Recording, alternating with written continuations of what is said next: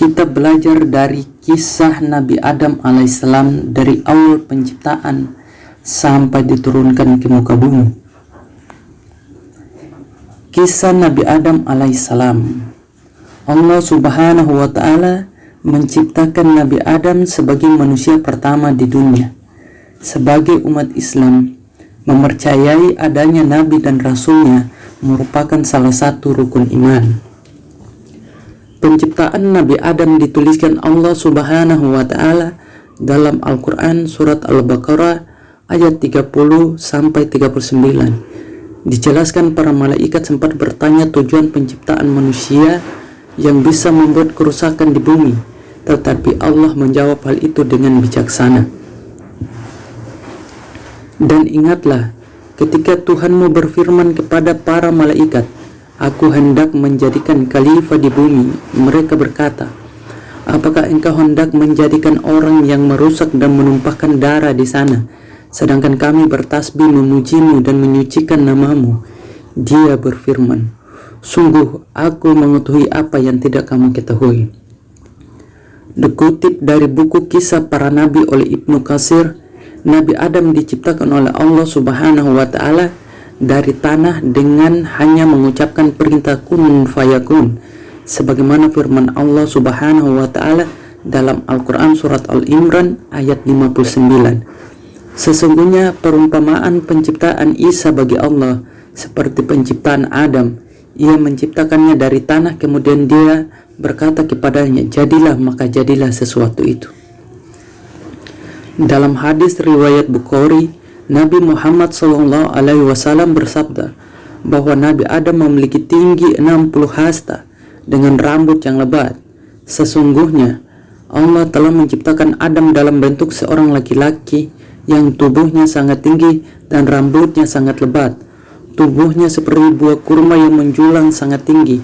Kemudian Allah subhanahu wa ta'ala ajarkan semua hal kepada Nabi Adam agar ia memahaminya. Hal ini dijelaskan dalam Quran surat Al-Baqarah ayat 31. Dan dia ajarkan kepada Adam nama-nama benda semuanya.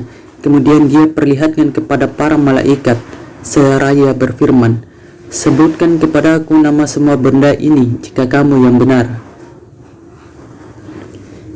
Kisah Nabi Adam dan Hawa. Setelah Allah subhanahu wa ta'ala ciptakan Siti Hawa dari tulang rusuk Nabi Adam sebagai pasangannya. Hal ini tertulis dalam Quran surat An-Nisa ayat 1. Wahai manusia, bertakwalah kepada Tuhanmu yang telah menciptakan kamu dari diri yang satu dan menciptakan pasangannya dari dirinya. Dan dari keduanya Allah memperkembangbiakan laki-laki dan perempuan yang banyak. Bertakwalah kepada Allah yang dengan namanya kamu saling meminta, dan peliharalah hubungan kekeluargaan. Sesungguhnya Allah selalu menjaga dan mengawasimu. Kemudian Allah persilakan Nabi Adam dan Siti Hawa untuk tinggal di surga dan menikmati semua nikmatnya. Hanya saja Allah melarang Nabi Adam dan Hawa untuk mendekati salah satu pohon di dalam surga. Dan Allah berfirman, wahai Adam, tinggallah engkau bersama istrimu dalam surga, dan makanlah apa yang kamu berdua sukai, tetapi jangan kamu berdua dekati pohon yang satu ini. Apabila didekati, kamu berdua termasuk orang-orang yang zalim. Namun sayang, iblis menggoda Nabi Adam dan Siti Hawa untuk memakan buah yang dilarang oleh Allah subhanahu wa ta'ala.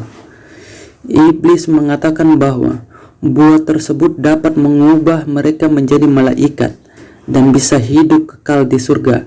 Hal ini tertulis dalam Quran surat Al-A'raf ayat 20. Kemudian setan membisikkan pikiran jahat kepada mereka agar menampakkan aurat mereka yang selama ini tertutup. Dan setan berkata, Tuhanmu hanya melarang kamu berdua mendekati pohon ini agar kamu berdua tidak menjadi malaikat atau tidak menjadi orang yang kekal dalam surga. Akibatnya Nabi Adam dan Siti Hawa diusir dari surga. Mereka berdua pun diturunkan ke bumi dan dipisahkan seperti ditulis dalam Quran surat Al-Baqarah ayat 36. Lalu setan memperdayakan kedua dari surga, sehingga keduanya dikeluarkan dari segala kenikmatan ketika keduanya di sana, surga. Dan kami berfirman, turunlah kamu, sebagian kamu menjadi musuh bagi yang lain, dan bagi kamu ada tempat tinggal dan kesenangan di bumi sampai waktu ditentukan. Sebelum itu, Nabi Adam dan Siti Hawa memohon ampun kepada Allah seraya bertaubat atas dosa yang dilakukannya. Hal ini tertulis dalam Quran surat Al-A'raf ayat 23. Keduanya berkata, "Ya Tuhan kami telah menzalimi diri kami sendiri. Jika Engkau tidak mengampuni kami dan memberi rahmat kepada kami, niscaya kami termasuk orang-orang yang rugi." Kisah Nabi Adam dan Iblis. Sebelum membisikkan godaan kepada Nabi Adam dan Siti Hawa, Iblis diketahui tidak menyukai mereka, bahkan ia bersikap sombong dan enggan mematuhi perintah Allah untuk bersujud di depan Nabi Adam. Dalam Quran surat Al-Hijr ayat 30-31, Allah Subhanahu wa taala berfirman agar malaikat dan iblis sujud di hadapan Nabi Adam, namun ia mengingkari ucapan Allah Subhanahu wa taala. Maka bersujudlah para malaikat semuanya bersama-sama kecuali iblis.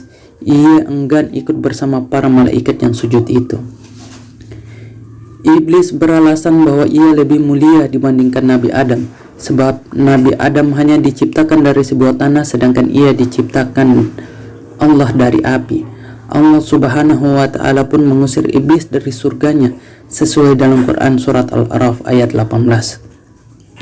Allah berfirman, "Keluarlah kamu dari sana surga dalam keadaan terhina dan terusir. Sesungguhnya barang siapa di antara mereka ada yang mengikutimu, pasti akan aku isi neraka jahanam dengan kamu semua." Kisah Nabi Adam dan mukjizatnya. Allah menciptakan Nabi Adam dengan tujuan hendak menjadikan ia sebagai khalifah pertama di bumi. Hal itulah mukjizat yang diterima Nabi Adam dari Allah seperti disebutkan dalam Quran surat Al-Baqarah ayat 30. Kemudian Allah juga akan menjadikan keturunan-keturunan Nabi Adam sebagai khalifah sesuai dalam Quran surat An-Naml ayat 62 yang berbunyi, "Bukan Dia Allah yang memperkenankan doa orang yang dalam kesulitan apabila dia berdoa kepadanya, dan menghilangkan kesusahan dan menjadikan kamu manusia sebagai khalifah pemimpin di bumi. Apakah di samping Allah ada Tuhan yang lain? Sedikit sekali nikmat Allah yang kamu ingat." Kisah Nabi Adam di bumi. Usai diusir dari surga, Nabi Adam terpisah dengan Siti Hawa. Berdasarkan riwayat Hasan, Adam diturunkan di wilayah India, sedangkan Hawa di Jeddah. Iblis diturunkan di wilayah Dastiyaman di Basra, sementara ular diturunkan di wilayah Isbahan.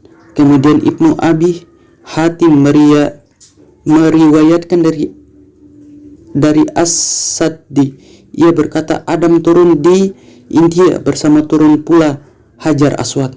Beliau membawa segenggam daun surga di tangannya. Selanjutnya Adam menyebarkan daun itu di India sehingga tumbuhlah pohon yang bagus di sana. Sementara itu Ibnu Umar meriwayatkan Adam diturunkan di Safa, sedangkan Hawa diturunkan di Marwah. Mereka pun dipertemukan oleh Allah di Jabal Rahmah dan bersatu kembali. Semoga kisah Nabi Adam bisa menambah keimanan kita, insya Allah.